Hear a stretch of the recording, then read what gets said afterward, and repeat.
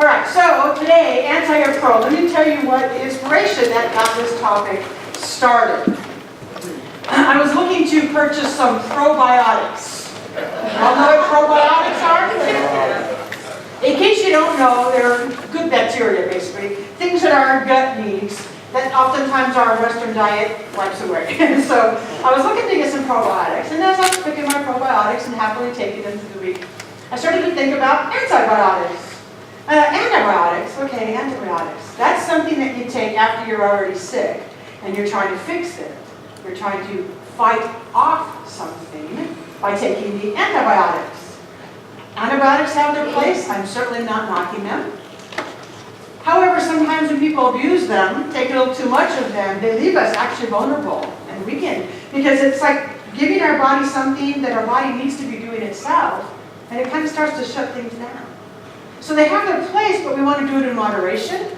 But I started to think antibiotic. Anti is against, or after the fact, or to fight something off. Pro is for, or in the case of probiotics, it is something that you take beforehand to prevent the problem.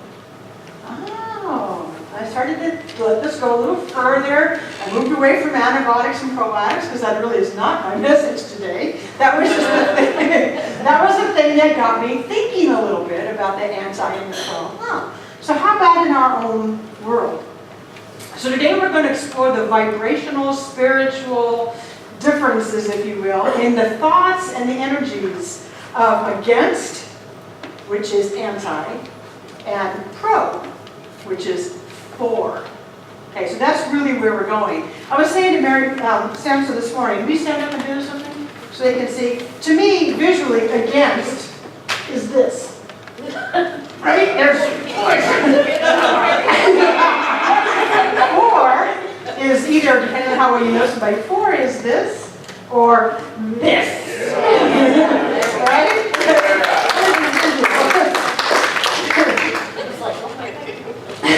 Against doesn't feel very good. There's a tension there. So if you're anti, it's an againstness, and if you're pro, it's a forness. And that's where we're going with this today. I don't know if you've noticed, but there's a whole lot of fear running amok on the planet right now.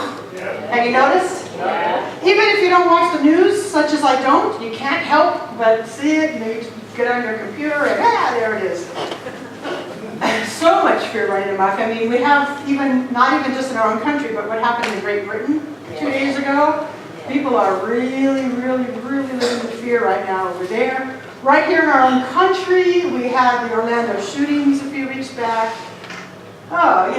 Just with the presidential election, that's stirring up the pot a whole lot. The campaign that's going on and the fear about that. We've got gun control issues going on right now. These things have been going on before, but it seems like there's a whole lot of it right at the moment. And I know that there's a lot of people who are living in fear about all that. So I thought, okay, I really need to address that. As uncomfortable and as irritating as some of those issues I just meant can be, because we do, don't we? We get our tribe of people who agree with us. Can you believe what's all on earth?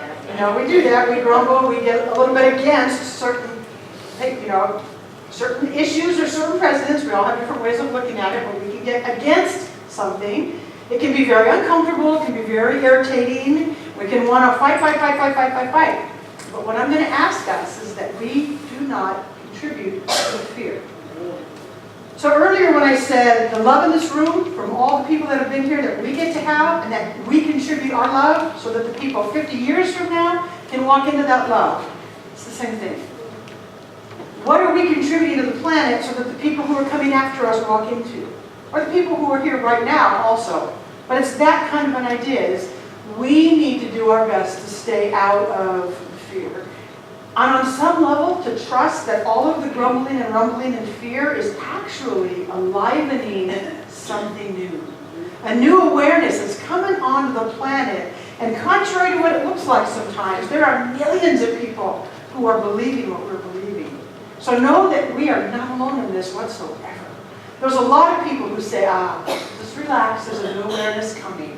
We need to get through this seeming polarity time certainly what it seems like at times, like the poles are getting farther and farther apart. That just happens when change is coming. So to believe on some level that all this fear and all this uncertainty is bringing us to something new. Not always easy to stay there, but that's what I'd like us to think as I keep talking. So this idea of anti or pro. Many people believe that the only way to change something is to fight it. How many people have ever been on a campaign to fight for peace? I'm glad you hear it in your laughter. We fight for peace as an oxymoron. We don't fight for peace. We work toward peace. You hear the difference? This is a subtle difference. Okay, now let me tell you that I believe that we absolutely need the warriors. We need the warriors on our planet. We need the people who will get out in front and lead the way. Sometimes extremely necessary to have the warriors of think of any cause you want. And let those people come to mind. Who was the warriors? Who was the warriors? Who was the warriors? We need the warriors. So I'm not against that. I'm not saying that we should all just lay down and be doormats. But we want to do whatever we do with a mindset for good rather than a mindset of fighting. Okay, here's my thought about fighting. Richard, where's the PowerPoint? Look at that. Fighting fire with fire just results in lots of ashes. Think about it. So that's the idea. If I want to change something, I have to fight it. If there's a fire going and I want to fight it with fire, now I'm not talking about how the firemen have to lay the perimeters. That's a very necessary thing. It's an analogy. You get the idea. If I fight fire with fire, I'm just going to get a whole lot of ashes. Nothing really changes for good. That's my little phrase that keeps in my mind. When I want to fight it, I don't need a lot of ashes here.